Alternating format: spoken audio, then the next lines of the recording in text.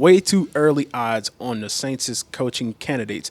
Let's go in with just a list of the names. Aaron Glenn, 52 years old. He's currently Detroit's defensive coordinator. He is the former Saints secondary coach. What are your feelings on him off the top?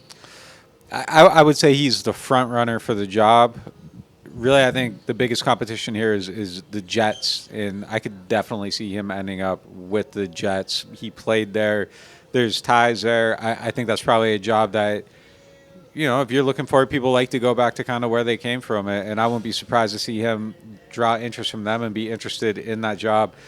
Might even be a better situation. The ownership thing is something that you kind of got to figure out. Woody Johnson is a little bit mercurial as a head coach or as an owner rather. But if you got some players with good Madden ratings, you're probably good there. So you kind of got to see how it goes. But I will put him at the top of the list. And the only thing I think that's working against him is that if you want. From the fan base, I don't think working against them in the building, but as a fan base, and myself included, in that is that he doesn't feel necessarily completely new because there are ties to this, and that would be the one drawback for him. But I think that's kind of an unfair thing to hold against him. Either you're good at the job or you aren't, and we'd find out if he was in it. But I like the pedigree. You take that part of it off, and he looks like the right type of guy. The other thing for me, though, is defensive coach, and usually you do the opposite of what you have. I would, you give me a preference, I would prefer an offensive coach, but I would not be against Aaron Glenn becoming the head coach of the Saints at all. Yeah, well, let's talk about that for a minute because, first of all, right when Dennis Allen was fired that morning, I had a story with Aaron Glenn's picture on it. Just hadn't done any reporting yet, just making sense in my mind. Who jumps to the top of the list for me? It's Aaron Glenn, first of all, because the last time they did a round of interviews, they were really impressed by him. He had a chance of getting it 3 years ago. Obviously, he coached here, but that just means they know him well. And the flip side, unfortunately, Bill Barnwell just put out a story for ESPN today that where he said of all the possible head coach openings, he came up with 9 of them. They're not all open yet. He had the Saints as the least attractive of the 9. This, unfortunately, has to factor in it for the Saints. Aaron Glenn is a guy who would probably come here. He probably respects this operation in this building from his time here more than someone who's not familiar with it. So he's a guy you can get. There's other names on this list that we're going to talk about. When Belichick was available, Mike Vrabel's a top name. Ben Johnson's a top name. I'm not sure that the Saints are going to get the top guys. I think Aaron Glenn might be in the second tier. But he's in one of those top tiers. You don't see a list that doesn't have Aaron Glenn in the top 5 coaching candidates this year. He wouldn't be settling for some guy that couldn't get any other job. He would be a top candidate who might be attracted to the Saints, and so that makes sense. The other thing is offensive, defensive, new, old. I do think it's important that they get a culture builder, and the thing I like about him from a culture building standpoint is he's a Bill Parcells protege, so he's been around Parcells, one of the ultimate all-time culture builders. He's obviously been around Sean Payton for a long time, and now he's gotten to see how Dan Campbell – he was there on day one with Brad Holmes and Dan Campbell when they started building this thing in Detroit, and that should be the model for any team. So if you take away that stink of, they're just going with another former assistant, he kind of checks every box they'd be looking for. But how negative should that be? Because there is a huge groundswell of don't hire another former Sean Payton, Dennis Allen assistant. Does that scare you off at all? I think it's something I've said, and it's something I think, and I also think on the other side of my mind, like that's kind of a bullshit take. Like it just kind of is like it just kind of calling bullshit on yourself. Yeah, but like I do feel that way at the same time. So like I totally understand it, but it's also not a good reason. It just really isn't. Just because one was bad doesn't mean they're all going to be bad. But I just kind of want fresh thinking. Yeah. But that doesn't mean that he can't come in and succeed. Like that's a stupid thing to hold against somebody. Like if he's the right guy, he's the right guy, and he might be the right guy. So if that's the biggest knock against him, I don't think it's a real knock. But if you're giving me the draw it up, pie in the sky, I'm starting just kind of let me get away from this and just kind of move to the other side of town. It's kind of how I feel about it. But I like Aaron Glenn. I think he was a good coach. Every player I've ever talked to that he's ever coached loves him. Like that means something. And everything that you said about culture building and all that, I think is very important. It depends what it signifies, right? So if they're hiring Aaron Glenn because they know Aaron Glenn better than anyone, and they're like, this is what this team needs. Aaron, here's the keys. We think you're ready for this job. That's great. If they're like, Aaron, this is going to be your personnel director. This is going to be your college scouting director. This is going to be your medical staff. These are going to be your assistant coaches. These are going to be your players. We're just plugging you into the old Dennis Allen, Rizzi role, and nothing else is changing. That's what people don't want to see. And I don't think that's necessarily what it would be. Yeah, no, like if they hire Aaron Glenn, and I say this with respect to everybody here, and I think there's some really good coaches here. Like the coaching level has to be cleared out. Like the front office is probably going to stay the same, and that can be fine. He's not Mike Vrabel. Like Mike Vrabel should be able to kind of come in and call some shots and make personnel decisions. Yeah. Aaron Glenn has never won a game as a head coach. Like you don't kind of want to give somebody all the keys right away, and that isn't how it works anywhere. Like even with Campbell and Holmes, like they're both coming in, but there's a guy on that's leading things, and there's a guy that works below him, and Dan Campbell's was working below him. I'm sure there's been like more collaboration, but as you earn things, you get more voice. But I don't think that you bring in Aaron Glenn or even Ben Johnson and say, hey, you make every personnel decision, you hire your front office. No, like they haven't earned that yet. So I'm okay with that, but the coaching staff thing, it can't be like last time where it's like, well, here's your OC and your offensive staff, and like let Aaron Glenn build his own staff. Like I don't want to see like if there's a person or two he wants to keep, cool, but like I don't want to see what it was last time where it's like, we're gonna kind of cut it out and put you right here over Sean Payton's face. That does not work. It doesn't work. You can't do it again. Can't do it again. Let's go on to Darren Rizzi, the person who's currently the Saints' interim head coach, 54 years old, has a record right now of 3-3. Kind of you talk about filling in that role after somebody who's familiar. Do they stick with Darren Rizzi? I would have to bet no right now that they don't. And I think he's done a good job. He's going to interview for it, and it might play out to where he is the best candidate for it. But right now, it feels like it's probably going a different direction for me. Yeah, we gave longer thoughts on this in our members-only pod the other day. I think Darren Rizzi is a viable candidate, a legitimate candidate. I think he's opened some eyes to how talented he is, and that it's not just a courtesy like he should be considered. I wouldn't be surprised if he gets a head coaching interview somewhere else besides just New Orleans. But I think for him to defy those interim odds, interim coaches so rarely get hired. This team is ready for such a change of direction. All the things we just said might be a knock against Aaron Glenn are doubly a knock against Darren Rizzi. It's not the change that this team needs. I think he needed to go like above and beyond and exceed expectations. And now that he's 3-3 and they just lost a game 34-0, he hasn't gone above and beyond. Like we said, the Rizzi magic is gone. He's just a good coach, but he's not like a world-changing coach. Yeah, I feel bad for him too because I mean, you can't pull a rabbit out of a hat if you don't have a hat, and like there is no hat. Like the quarterback's gone, the receivers are gone, Alvin's gone, Taysom's gone, McCoy's gone, Lucas Patrick is gone. Like you just can't. Yeah. You can't. But it's just the situation is what it is, and for what you said to overcome the tie-in and like let's just keep going down this path. Like it had to be overwhelming, and it just isn't. It just isn't, and it's impossible to be overwhelming right now. And with all respect to that, I feel like he got kind of dealt a little bit of a foul hand on his chance here, and it just kind of fell apart real quick with all the injuries right after he took over. But it just is what it is. I was playing around with the title being the odds though. Very rudimentary. I haven't done full math, but I tried not to just make it where, like, you pick every team to go above 500 and the math doesn't work out. Yeah. I had Aaron Glenn at like 3-1, Rizzi at like 5-1, which is like a 33% chance, 20% chance. Maybe that's I think I feel okay about that. Maybe 6-1 or whatever, but I still have him number 2 on the list of individual names if you're doing that odds thing that Vegas puts out.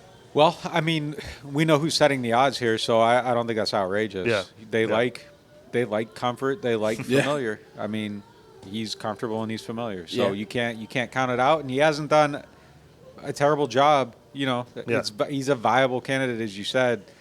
So it's hard to play some odds. If this was the last time around, we'd probably give him 80% chance. Like, I mean, when they were like, we like our culture and we don't want to change our culture, he would have been an overwhelming choice. I kind of feel like but they have to realize feels not like to it do feels that like the again. wind is just out of Yeah. Yeah. out of the sails right Yeah. now. No, for sure. I mean, with the amount of injuries coming into his tenure as interim coach and then the continued injuries, the offensive side of the ball, they weren't able to score any points the other day. Well, you look, no starting running back, no starting quarterback, no starting wide receivers. Yeah. It's tough. It's tough to make that happen, and just to get the short end of the stick like that is rough. Moving on to name you've all mentioned already, hot name in this coaching cycle, Mike Vrabel, 49 years old, has an overall record of 56-48. He's the former Titans head coach, a former NFL player, and he's currently with the Cleveland Browns. He's my favorite coach in this cycle for any team. I can't think of a team that Mike Vrabel shouldn't be their number one choice. But for the Saints in particular, I want the culture building. I want someone with a plan that people will have confidence following. And there's no one in this cycle that fits that more for me. Unfortunately, I think, as we said, I don't think the Saints get the top choice in this cycle, especially one they don't have ties to. I think that gives them an in with Aaron Glenn, who's one of the top choices in the cycle. I don't see that in with Mike Vrabel. I feel like he'd have to miss out on some of the other jobs he really wants. There's also the possibility that if the Patriots don't fire their coach, he might sit out another year and try to get that Patriots job. Yeah. This one, I feel like the Saints should want him, and Adam Schefter did report that he believes the Saints will have interest in Mike Vrabel. I feel like that's a little bit harder to pull off. I think that's easier said than done. But I'm glad to hear that he's on the Saints wish list, because that makes me think that they're thinking in the right direction. But 10-1 is the best I could put this at. Yeah, I mean, when we go to a game, like, I wish we were flying in our own Gulfstream G500, but unfortunately, like, we get on that Southwest flight and we're checking in, setting an alarm, and you're just hoping not to be in C group. Like, that's just kind of where the Saints are at right now. Like, they can want Vrabel, and like maybe they get him, but I don't think it's going to play out like that. So we'll see. I think there's just more desirable jobs right now for them, and we'll see how it goes. But look, if the cards don't fall your way, there are only 32 of these jobs. Yeah. And in last cycle, Belichick was kind of being picky, and then it turns out, well, sometimes you just got to take the job that's there, and you don't want to sit out too long. So, like, if the Bears don't come through for him, or whoever else is at the top of that list, it is possible. Like, it could play out a certain way where this isn't at the top of his list, but it ends up being the only thing on his list, and maybe you get him. But I think what you said, like, he's going to be somebody's top choice, and it's going to be one of them top programs. One thing I disagree with in ranking the Saints as the least desirable, I think it's short-term thinking to rank them as the least desirable. Their roster is not loaded with young talent right now. Their cap situation sucks. But if I'm a head coach who has my choice and I want to build something, I don't know that I'd rather go to, like, New York or Vegas, where they're known for firing coaches, like, annually. Yeah, that's a good point. Like you're going to get your 5 years here to build what you want to build. That is really the only thing in the Saints' favor over some of those. It's a teams. good drawing card, though. Yeah. It really is. And it was going to be a question that I was going to bring up later in this segment of how long of a leash would a coach get down here, because you're starting off practically behind the 8 ball in terms of, the situation with certain older players on contracts, real clear future path at quarterback. Get a long leash here, yeah. So we don't know if they're going to rebuild as much as we all want to see them rebuild, but the choice is being taken out of their hands. They have to rebuild. Like, I know they have to. I know they aren't going to rebuild as much as we all want them to rebuild. I know they aren't. The next name on the list, I'm stealing your hosting duties, but just because of what we were saying, I put Ben Johnson next on the list. Or no, well, I didn't, but I want to talk about Ben Johnson next on the list because he's the other hot name that I think everyone wants. So all those same things apply with Ben Johnson, but the difference is I'm not 100% sure he's the right fit. Like, I don't know if you can get culture builder out of Ben Johnson. I'm a little more leery of the guys who don't have any skins to the wall. Like, whereas I'm very into Vrabel and I like Aaron Glenn's track record, I don't know enough about Ben Johnson's track record to think that's the right fit for this. So for a couple reasons, I put the odds longer on him. I've heard that he has a unique personality, so I don't know how that would play, but look, I think Mike McDaniel's probably a culture builder, and he's a little bit of a unique personality too. That's true. Yeah, I think the thing is that if you're a guy like that, you kind of got to go in and succeed quickly, and then people kind of get behind you. But he's like so damn good that I think, like, it doesn't matter. Like like the fake fumble, like all the stuff he does. There's no way that people wouldn't like. He's so brilliant that I think people would eventually get behind him. But I think you need to have like an enforcer on your staff if you have somebody like that. And I believe he'd probably be able to put together an amazing staff. He just needs to have the awareness of kind of what he needs. But I would put his odds the longest out of anybody on here because if he wants to be a head he's coach, not going to want this job, and there's going to be a better job available. Yeah, that's the thing. Like you said earlier with choosing the flights, Christmas just passed. You could write whatever name you want on the list. You could want the Benz. You ain't got Benz money if you don't have the resources to be able to handle that and get that. It's not going to happen. So, yeah, that's a great point. Next up is Pete Carroll. He's 73 years old. He has, the longest tenure on this entire list. He's 181 for 131 and 1. He has a tie on there. He's a Super Bowl winning head coach. But he's old. That's the thing. But he has that like players coach kind of.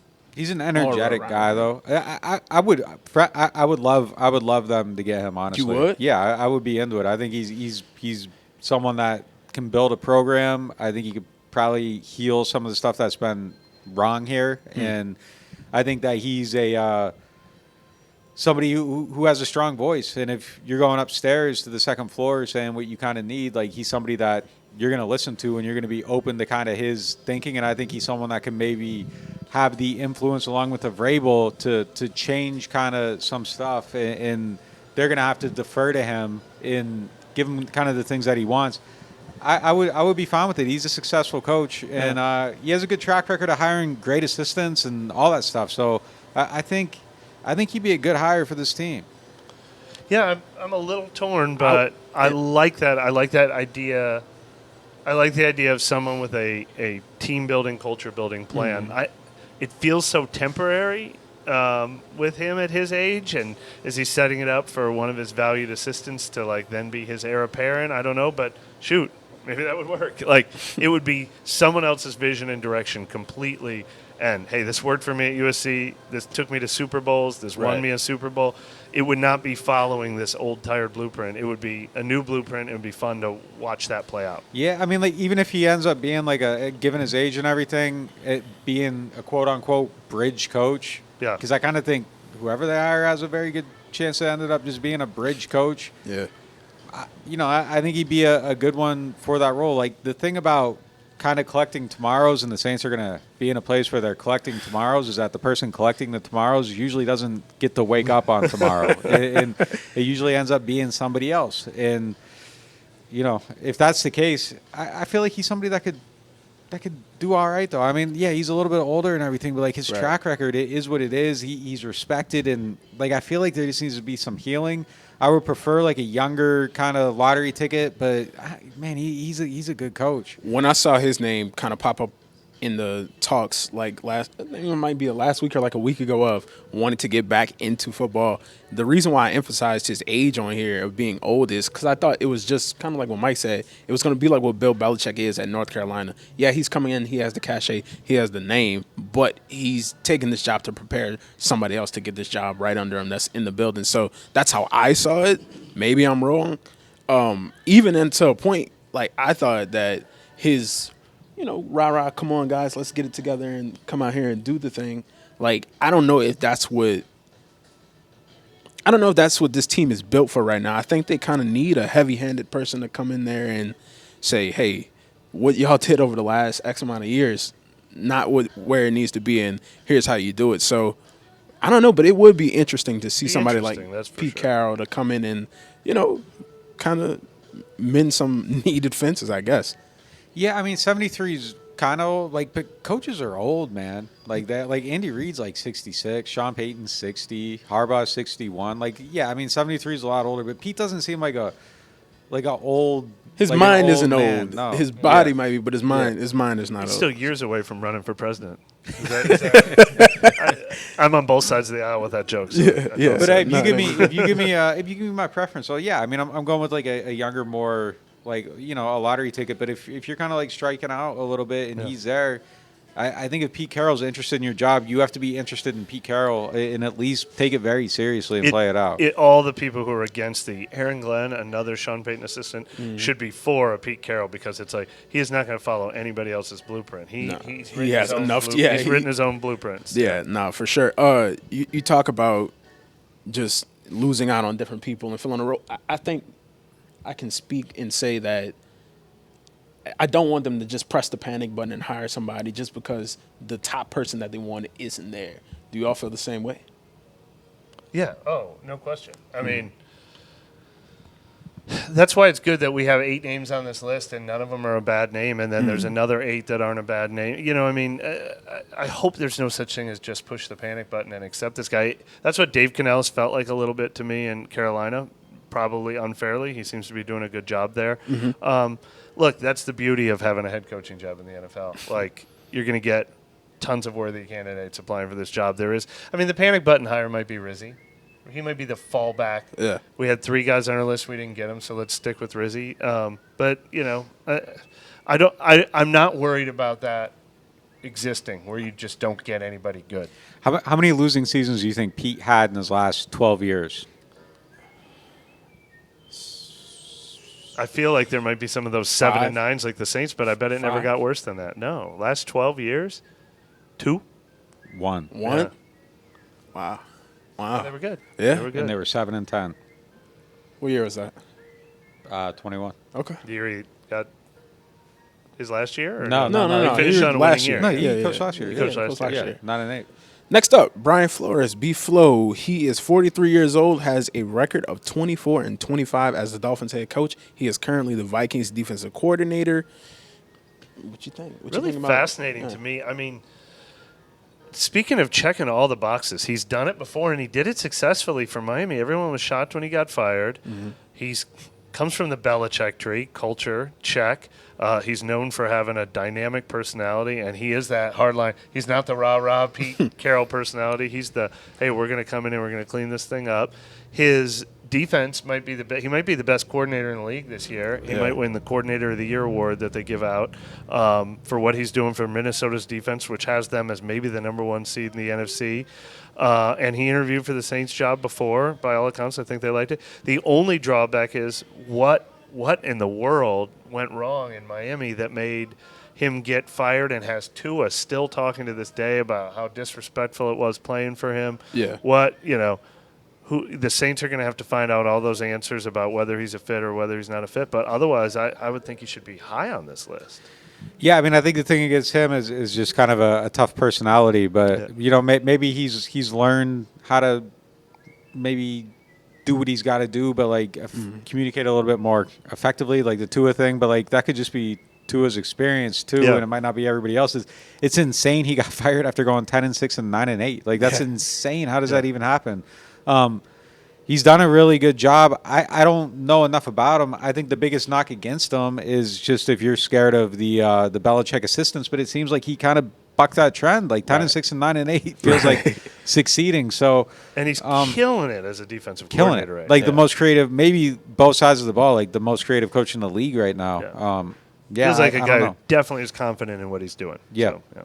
And then the last name, familiar name down here, not in terms of the NFL, but for what he did at LSU in 2019 as the passing game coordinator. I mean, dude had 5 wide receivers on the field, but then like 2 of those dudes are probably going to be Hall of Famers. Yeah. It's Joe Brady. He's 35. He's the Bills' offensive coordinator. What do you think about that? Because I know he's a hot name. I put his name on the list because everyone seems to put him on the list that writes about the Saints, but I think that's just, hey, he was a Saints assistant coach, and now he's a hot coordinator for one of the best teams in the league.